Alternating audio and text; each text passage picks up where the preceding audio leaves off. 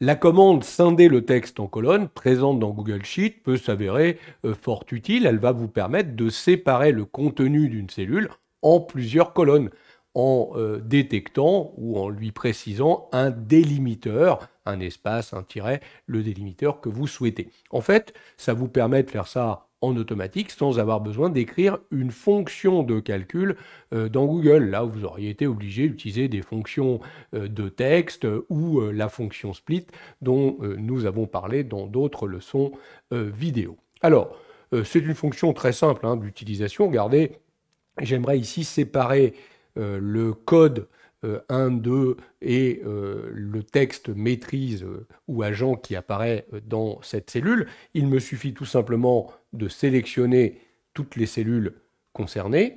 Et là, dans le menu Données, je vais utiliser tout simplement scinder le texte en colonnes.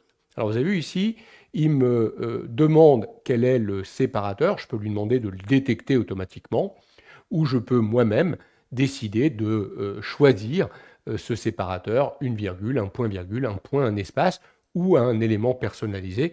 Moi, en l'occurrence ici, ce sera le tiret. Et vous voyez que dès que j'ai tapé le tiret, immédiatement, il vient de scinder mon élément en 2 colonnes. Alors, attention de ne pas avoir de texte à côté, dans la colonne d'à côté, parce qu'en fait, il n'insère pas de colonne, il écrase les colonnes suivantes. Donc, faites attention de prévoir un nombre de colonnes suffisant avant d'effectuer cette opération.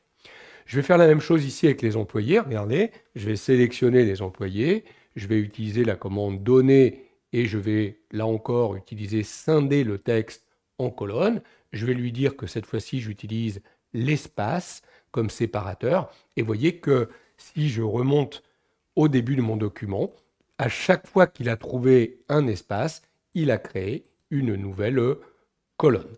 Donc voilà comment on peut, avec cette simple commande, scinder du texte présent dans une cellule en plusieurs colonnes.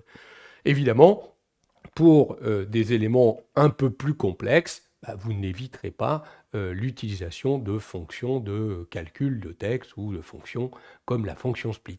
Là, ça permet très rapidement de détecter un séparateur et donc, ou de le proposer et donc de séparer par rapport à ce séparateur.